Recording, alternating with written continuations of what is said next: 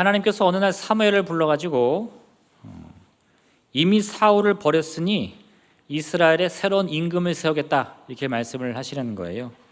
그리고는 사무엘에게 베들레헴에 있는 이새의 집으로 가라고 하십니다.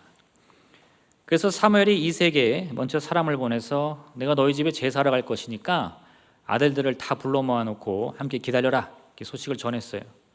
사무엘이 도착해서 제사를 지냈는데 사실 사무엘의 목적은 따로 있었습니다. 제사가 아니라 새로운 임금을 찾는 거였어요. 그래서 누구에게 기름을 부을까 생각을 하는데 이 이새의 아들들이 다 어찌나 그 용모가 빼어나고 멋지게 생겼는지 첫째부터 일곱째까지 빼놓을 아들이 없습니다. 보자마자 이 사무엘의 마음속에 이야 이 집에 왕이 있네 이 생각이 드는 거예요. 그래서 이 뿔에 기름을 부으려고 하면 하나님이 그 마음 가운데 말씀하십니다. 그가 아니다. 네. 아유 이렇게 잘생겼는데요, 이렇게 멋지게 컸는데요, 근데 아니라는 거예요. 근데 이제 보시면 알겠지만 첫째부터 쭉 내려가면 나이가 어떻게 되죠? 점점 어려지는 거예요. 그러니까 이제 나중에 일곱째쯤 되면 뭐 저도 이제 큰 애가 중3이지만 막내는 초등학교 3학년입니다. 예.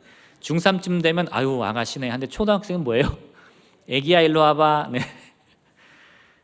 그 갈수록 이 사무엘의 마음에는 성이 안 차는데 다 아니라는 거죠. 그럼 이 누구 남았어요? 아니 아들이 없네. 어떻게 된 거야? 당신 아들이 다 왔습니까? 왔어요 안 왔어요? 아 우리 막내가 안 왔는데요. 그 막내는 더 어려. 네. 그 아들을 불렀는데 하나님 뭐라 그러시죠? 바로 그다. 네. 그에게 기름을 부어라. 그러면서 이런 말씀하시는데 내가 보는 것은 사람과 같지 아니하니 사람은 외모를 보거니와 나 여호와는 중심을 보느니라. 잘 기억하셔야 돼요. 하나님이 뭐라고 하시느냐? 사람은 외모를 보지 않느냐? 그 사람이 누구예요? 나예요. 나는 항상 뭘 본다? 외모를 본다. 그 얼굴 본다는 뜻이 아니에요. 보이고 들리는 것에 집중한다는 겁니다. 근데 하나님은 어떻게 해요? 보이지 않고 들리지 않아도 나는 그 중심을 볼 수 있는 능력이 있다는 겁니다. 우리가 하나님을 믿는다, 따른다 이렇게 이야기하는데 그게 뭐냐는 거예요. 하나님을 믿고 따른다는 게 뭡니까? 하나님을 닮아가는 거죠. 그래서 오늘 하나님이 그 한 가지 우리가 요령을 알려주시는데 눈에 보이는 대로 귀에 들리는 대로 그 외모를 보고 판단하지 말고 나처럼 중심을 보는 눈을 가져라 이거예요. 할렐루야. 오늘의 말씀을 통해서 중심의 눈을 가지고 믿음의 선택을 하는 여러분 되시길 부탁드립니다. 우리가 먼저 살펴볼 것은요, 이 사실과 믿음을 비교해 봐야 돼요. 사실은 바꿀 수 없는 겁니다. 그건 사실이야. 그러면 뭐 더 보탤 말도 없고 내가 반박할 말도 없습니다. 그런데 성경은 그렇게 말하는 게 아니에요. 하루는 사두개인들이 와서 예수님께 부활에 관해서 질문하는데 이렇게 말합니다.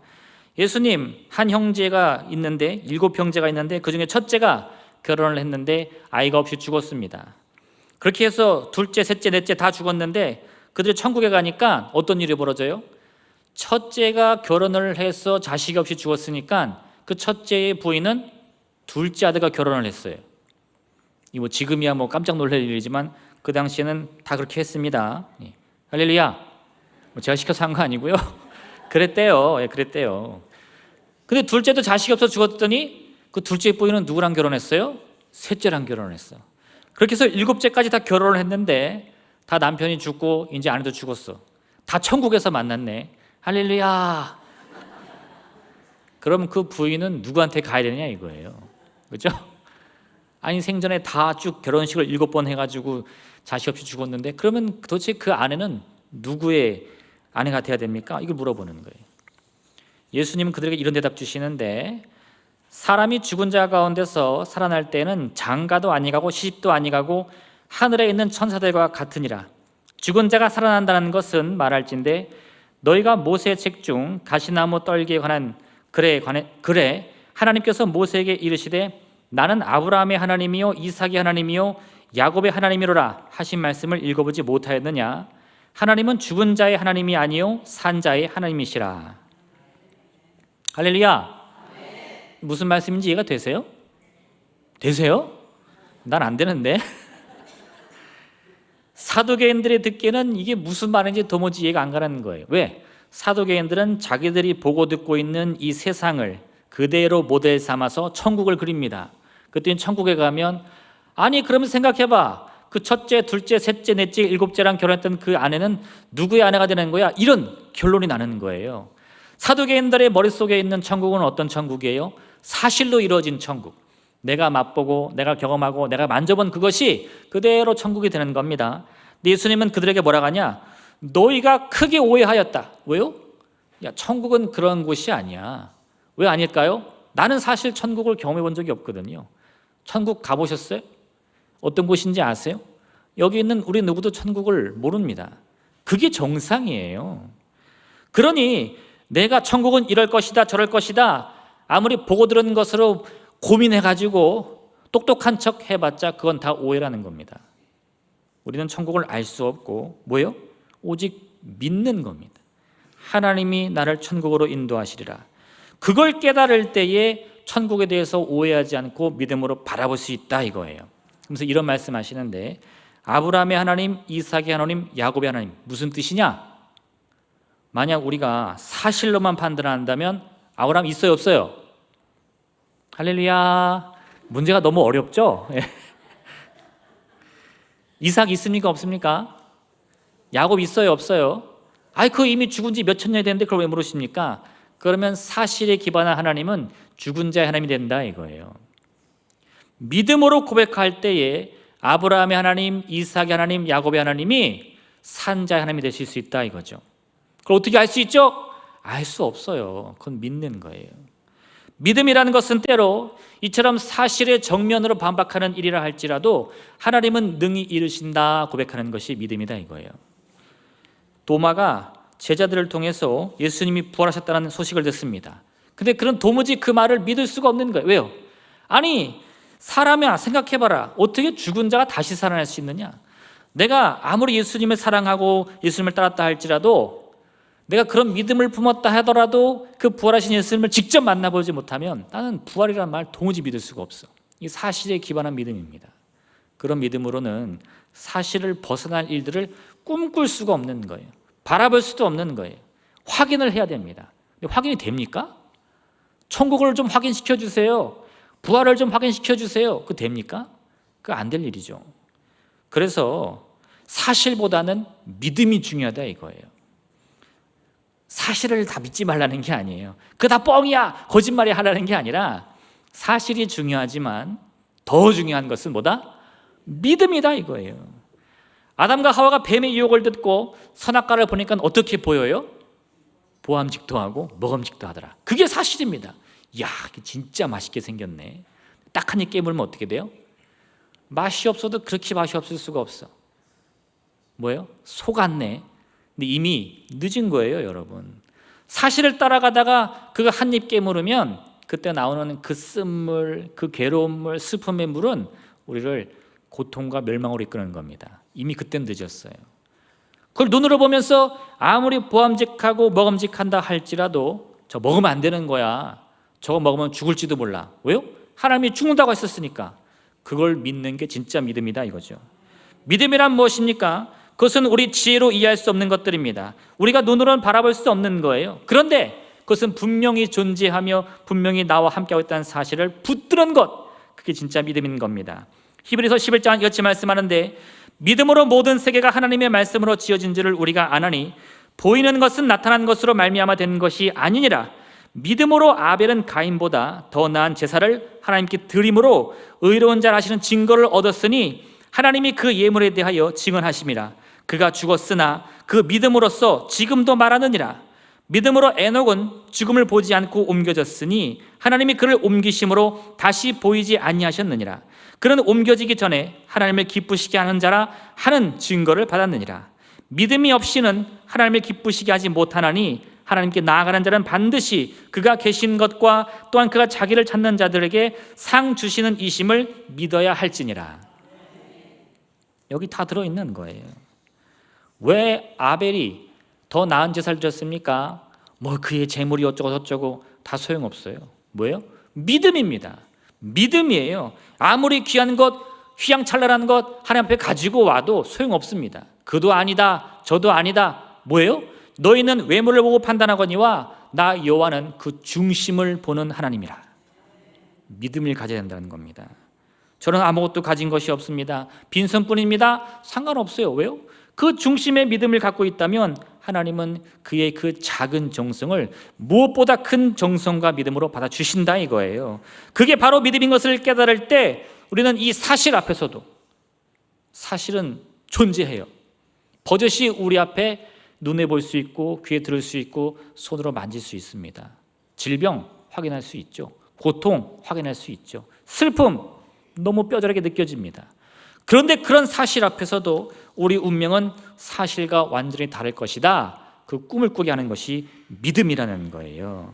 여러분, 믿음은 그래서 우리에게 더 멀리 더 높이 바라볼 수 있는 기회를 제공합니다. 보이는 것 들리는 것을 넘어선 보이지 않는 세상이 존재하고 있다는 것을 우리에게 알려주는 거예요. 지금 눈으로 봐라.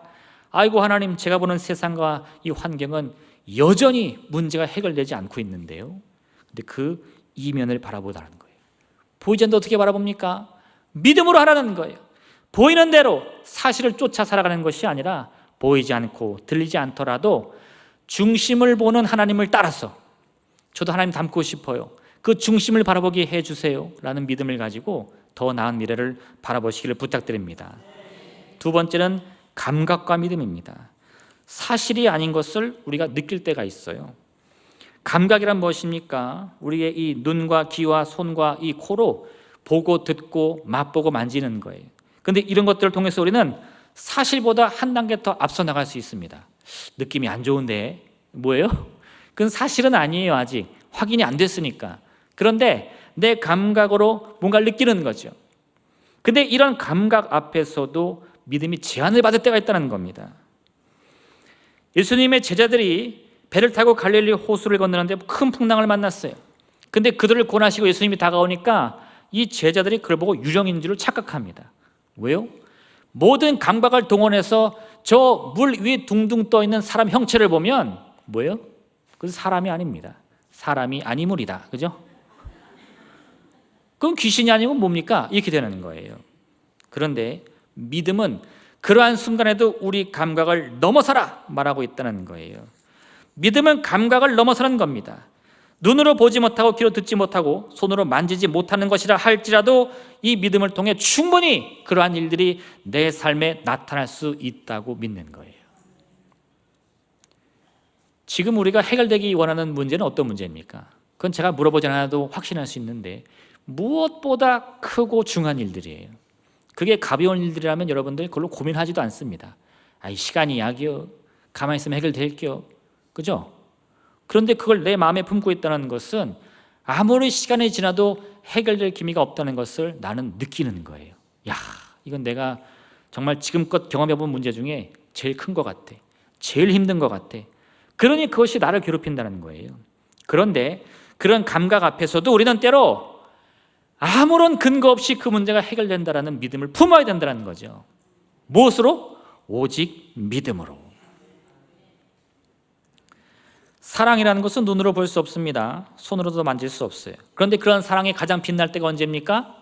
그걸 내가 눈으로 확인할 때가 아니라 내가 마음으로 믿을 때예요. 할렐루야. 내 남편은 나를 사랑한다. 믿습니까? 그걸 못 믿을 때 별 생각이 다 드는 거예요. 이 인간이 왜 저런 말을 하나? 정신이 나갔나? 아니요, 여러분. 얘기 한번 해보세요. 왜 그 마음에 사랑이 없겠습니까? 그 사랑을 믿을 때에 시덥지 않은 말, 정말 어처구니 없는 행동들도 야, 저 인간이 사랑에 미쳤구나, 이런 고백을 할 수 있는 거지. 거기서 내가 보는 대로 들리는 대로 만져지는 대로 행동하면 그 인간은 말이 안 통해. 이게 되는 거예요. 그런데 여러분, 우리는 성경에서 하나님을 뭐라고 고백하고 있습니까? 하나님은 사랑이시다. 그 사랑을 느끼려고 발버둥 치니까 하나님이 저 멀리 보이는 거예요. 남편이나 하나님이랑 똑같네. 답답해요. 말이 안 통해. 아무리 외쳐봤자 응답이 안 와. 근데 이사야 50장 보니까 하나님도 그런 말씀을 하시는 거예요. 내가 왔어도 사람이 없었으며 내가 불러도 대답하는 자가 없었으면 어찌 됨이냐? 내 손이 어찌 짧아 구속하지 못하겠느냐? 내게 어찌 건질 능력이 없겠느냐? 오히려 하나님은 우리를 보면서 뭐예요? 답답하다는 거예요. 답답하다는 거예요. 답답하다 이 사람아. 왜요? 아니 내 사랑을 왜 의심하느냐? 내가 손이 짧아? 내가 능력이 없어? 내가 뭐가 부족한데 왜 내 사랑을 의심하느냐 이거예요. 왜 의심합니까? 느껴지지 않으니까, 가까이 없는 것 같으니까 맨날 물어봐요. 자기나 사랑해? 자기나 사랑해? 아우 사랑하지. 근데 왜 대답이 그따구야? 왜 말이 그따구야? 네. 나보고 어쩌라고. 이게 뭐예요? 내 손이 짧아? 내 사랑이 부족해? 뭐가 문제야? 하나님이 지금 그 말씀을 우리에게 하시는 거예요. 사랑은 믿음이에요. 하나님께서 기드온을 부르셔서 이스라엘을 구한다고 하시는데 기드온이 그 말을 도무지 믿을 수가 없습니다. 하나님, 저는 용상 아닙니다. 겁쟁이에요. 염려, 걱정, 근심이 많은 사람입니다. 제가 무슨 일을 할 수 있습니까? 아니, 내가 너를 큰 용사로 만들겠다. 너를 통해 미디안의 군대를 물리치겠다. 좋아요 하나님, 그러면 증거를 보여주세요. 그리고 뭐예요? 엄청난 수의 군사를 모으기 원합니다. 가까스로 4만 3천의 군사를 모았는데 미디안의 군사에 비하면 여전히 부족합니다. 아유 하나님, 군대 좀 더 보내주세요. 저들을 확 압살할 수 있게. 근데 하나님 뭐라 그러십니까? 야, 군대가 너무 많다. 다 돌려보내라. 3만의 군대가 많으니까 그 중에 뭐예요? 1%, 300만 갖고 싸워라. 누구 놀리는 것도 아니고 지금 뭐 하는 겁니까? 미디안의 군대는 바닷가에 모래알처럼 많은데 지금 메뚜기 떼처럼 많은데 나보고 300명과 싸우라고요? 그게 잡히지가 않는 거예요. 그런 두려움에 이 기드온은 그 전쟁에서 승리하는 전날 밤새 잠을 이루지 못했다는 겁니다. 근데 여기 다니엘의 세 친구는요, 느부갓네살 왕이 온 나라에 금신상을 세우고 절하지 않는 자는 다 엄벌에 처하겠다 그랬어요. 뜨거운 풀무불에 집어넣겠다 그랬어요. 그런데 그 왕의 명령에 순종하지 않습니다. 왕이 하도 기가 막히니까 그들 다 불러오라 그래요. 진짜 물어보는 거예요. 너무 궁금해서. 야, 내가 너희들 살릴 수도 있고 죽일 수도 있는 거 아냐? 지금 내가 말 한마디 하면 너희들 당장 풀무불에 들어가서 죽을 텐데 그거 아냐? 이게 정말 너무 궁금한 거예요. 내가 누군지 알아? 나 느부갓네살이야. 할렐루야. 나 온 세상을 정복했어. 아수르를 파멸하고 온 땅을 정복한 나인데 너네 지금 아는 거야 모르는 거야? 내가 가만 보니까 너희들 좀 바보 같은데, 좀 모질이 같은데 지금 이거 확인하려고 부른 거예요. 근데 그 세 친구들은 뭐라 그러죠? 우리를 구원하실 분은 여호와 하나님이십니다. 왕이 하도 기가 막히니까 좀 모자란가? 온 세상에 자기의 권세를 확인시켜 주려고 풀물을 7배나 뜨겁게 해서 당장 넣으라는 겁니다. 이거는 뭐 화가 나서 그렇겠지만, 자 봐라, 너희들을 죽이고 살리는 게 누군지 봐라. 느부갓네살은 자신감이 있었어요. 왜? 사실을 보고 있으니까, 그 외모를 보고 판단할 수 있으니까. 나보다 더 잘난 왕이 있으면 나와보라. 내가 다 싸워서 정복해버리라. 지금까지 그렇게 살아왔거든요. 한 번도 실패한 적이 없습니다. 이 바벨론을 이길 나라가 없어요. 그러니 여호와 그 누군데 좀 데리고 좀 와봐 하고 해보는 거예요. 또 어떤 일이 벌어집니까? 느부갓네살이 무릎을 꿇는 거죠. 여러분, 지금 내가 무엇을 보고 판단하는지를 생각하셔야 돼요. 내 인생이 어디에 걸려 있는가? 내가 바라보는 미래를 나는 어디에 걸고 있는가? 우리가 이 사실과 감각에 그걸 걸면요, 느부갓네살 같은 판단을 하게 되는 겁니다. 어우, 저 위대한 왕 아니야? 그 앞에 누가 그 권세를 떨칠 수 있겠어? 우선 바들바들 떨어야지. 이 소나기는 피하고 봐야지. 아니, 머리 한 번만 굽혀봐. 이게 될 수밖에 없거든요. 그런데 믿음을 택하여 살아가는 인생은요, 그 보이지 않는 미래를 바라본다는 겁니다. 왕이 설령 우리를 풀무에 넣는다 할지라도 주께서 우리를 구원하시리라. 그리 아니하실지라도 우리는 왕께 절을 하지 않겠습니다. 뭘 기대하는 걸까요? 보지 못했지만, 듣지 못했지만 하나님의 구원은 반드시 임한다는 믿음을 갖는 거예요. 너 봤어? 너 확인해 봤어? 아니요, 나도 모르죠. 하나님이 이 상황에 나를 어떻게 구원하실지 나도 모르죠. 근데 나는 믿는 거예요. 왜? 믿음이 없이는 하나님을 기쁘시게 못한다면서요. 제가 가진 것은 오직 믿음뿐입니다. 우리 자신이 감각을 넘어설 때에 온전히 하나님을 바라볼 수 있습니다. 그 감각 안에 갇힐 때에 하나님이 너무 멀리 보여가지고 마음은 늘 불안하고 이 염려, 걱정, 근심이 떠나지를 않는 거예요. 모세가 하나님의 부르심을 따라서 시내산에 올라서 그 계명을 받는데 40일이 넘도록 내려오질 않습니다. 그러니 온 백성들이 두려워하면서 아론을 불러가지고, 야, 하나님 좀 보이게 해봐봐. 하나님이 안 보니까 너무 불안해. 밤에 잠이 안 와. 기도를 해도 기도가 되질 않아. 그래서 어떻게 했어요? 그 온갖 금은보석들을 모아가지고 금송아지를 만든 겁니다. 내 마음 후련하자고. 감각을 따르는 삶, 잠시 평안 줄 수 있습니다. 마음에 안정 줄 수 있겠죠. 돈이 없는 자에게 돈을 주면 아유 이걸로 되겠네, 마음이 괴로운 자에게 그 마음의 위로의 손길을 내밀면 되겠네 하겠지만요, 그건 임시 처방에 지나지 않아요. 하나님이 근본적으로 우리의 삶에 찾아오셔서 문제를 해결해 주지 않으면요, 그 문제는 계속 반복되는 겁니다. 그래서 우리는요, 눈앞에 보이는 금송아지를 바라볼 것이 아니라 보이지 않는 하나님을 의지할 수 있는 믿음의 결단을 해야 된다 이거예요. 예수님이 십자가에 달려 돌아가실 때 수많은 유다의 백성들이요, 잘 죽었다 이랬어요. 그는 괴수 중에 괴수다, 바알세불의 힘을 빌려서 귀신을 쫓아내는 사기꾼이다 이렇게 얘기했습니다. 그런데 그 피 흘려 돌아가시는 예수님의 모습을 본 로마의 백부장은 이 사람이 진실로 하나님의 아들이다 이런 고백을 해요. 도대체 똑같은 모습을 보면서 왜 그런 판단을 합니까? 이게 바로 중심입니다. 이게 바로 우리 안에 있는 중심의 차이예요. 지금 우리가 서로를 바라보면 뭐 다를 게 뭐가 있어? 저 인간이나 나나, 할렐루야, 그죠? 뭐 지 잘났다고 뭐, 그죠? 다 똑같아 보여요. 지는 손이 4개인가? 뭐 그런 거 없어요. 근데 왜 우리 운명이 바뀌느냐? 뭐가 다를까요? 환경이 다른 게 아니고 외모가 다른 게 아니라 중심이 다르더라 이거예요. 예수님이 피를 흘리며 죽는 모습을 보면서 그는 실패했다, 제자들조차 그런 생각했습니다. 그런데 왜 로마의 백부장은 배운 것도 없고 들은 것도 없는데 아니 저가 하나님의 아들이 아니면 도대체 누가 하나님의 아들이야 이런 마음을 가질 수 있었을까요? 그게 놀랍게도 믿음이다 이거예요. 여러분, 오늘 우리는 사실을 넘어선 믿음, 감각을 넘어선 믿음을 가질 수 있어야 됩니다. 오죽하면 성경이 하나님을 없는 것을 있는 것으로 부르시는 분이라고 우리에게 일러주고 있겠습니까? 야 제발 보이는 거 들리는 거에 얽매이지 좀 마. 나 봤는데, 나 들었는데 그 사실 아니야? 그런 생각 좀 하지 마. 너 그것 때문에 믿는 거야? 아니라는 거예요. 아니 하나님이 어떤 분인데 아무 보이는 게 없고 들리는 게 없다고 하나님 못하시겠어? 손에 잡히는 것이 없다고 그거 너한테 응답 못하시겠어? 그 테두리를 벗어나서 더 멀리, 더 높이, 더 나은 미래를 바라보라는 겁니다. 오늘 우리가 그러한 믿음을 가질 때 진짜 하나님을 만날 수 있어요.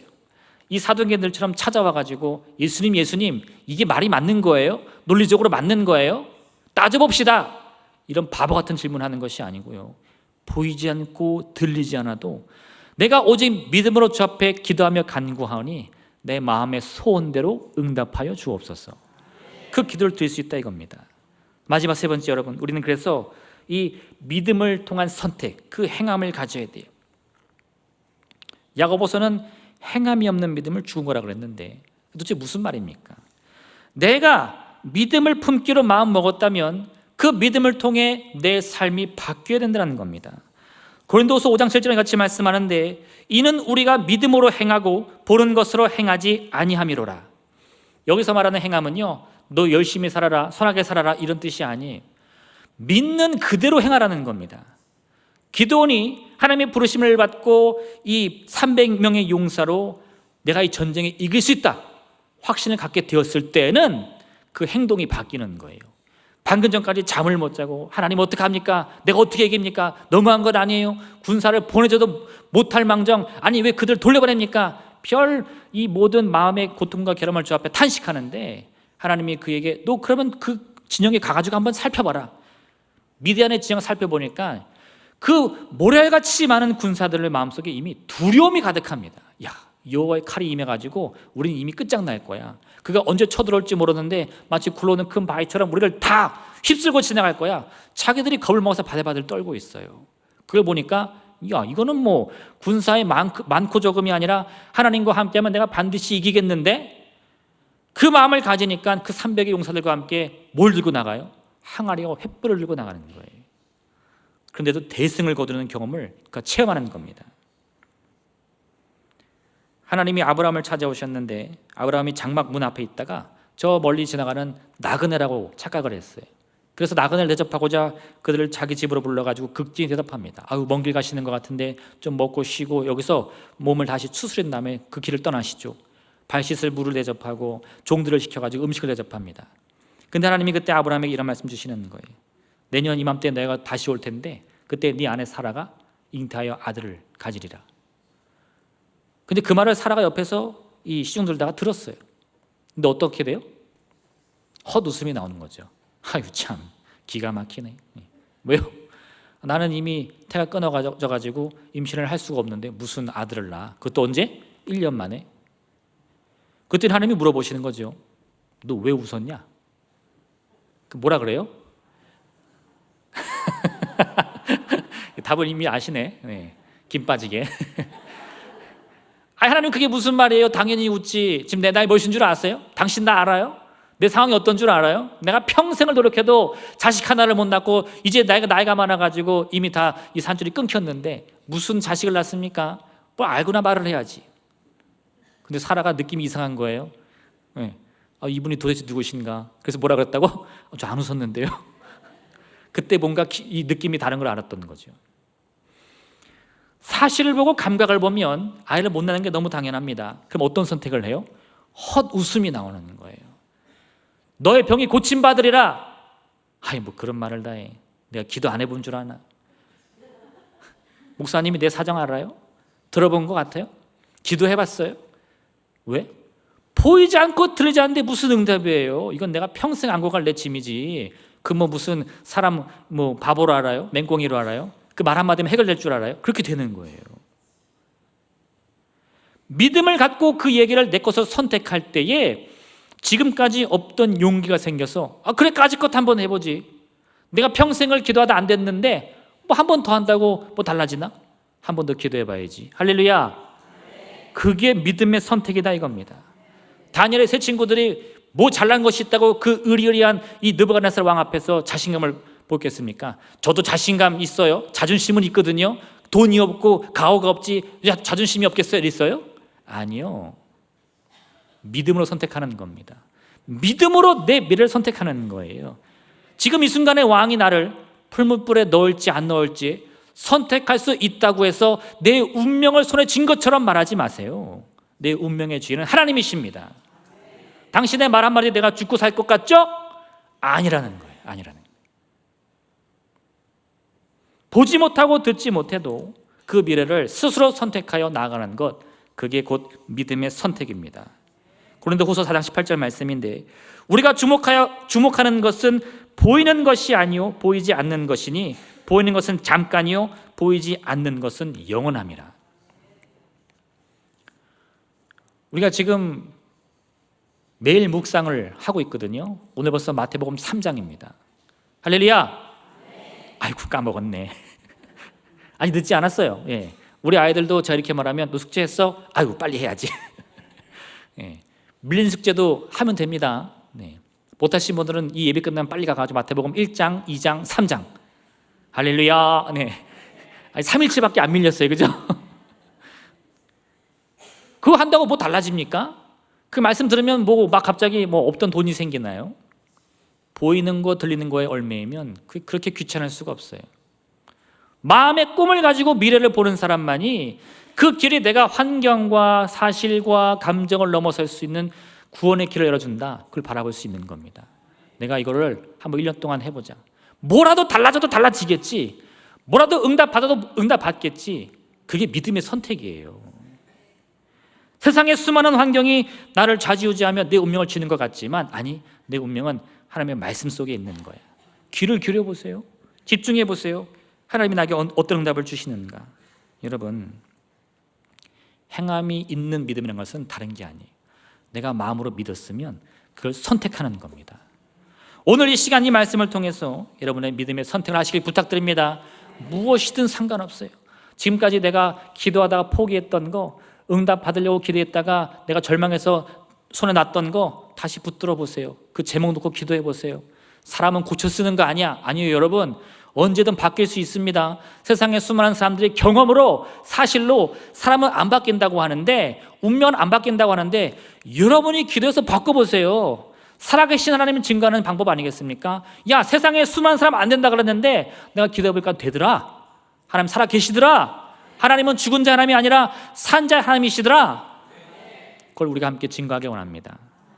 무엇이든 믿음을 택하시고 믿음의 선택을 통해 세상과는 다른 그 놀라운 기적을 함께 체험하고 증거하고 함께 증거하는 여러분 되시기를 주님의 이름으로 부탁드립니다. 이 시간 함께 기도하겠습니다. 오늘의 말씀을 생각하시면서 하나님, 우리에게도 중심을 보는 눈을 허락하여 주옵소서. 눈에 보이는 대로 내 미래를 바라보지 않게 도와주시옵시고 내 마음에 품은 그대로 응답하시는 주님을 반드시 만나게 허락하여 주옵소서. 이 놀라운 응답을 통해서 우리의 삶이, 우리의 내일이, 우리의 미래가, 우리의 운명이 변화되는 놀라운 기적을 반드시 체험하게 인도하여 주옵소서. 주님의 이름 사용으로 기도하겠습니다. 주여!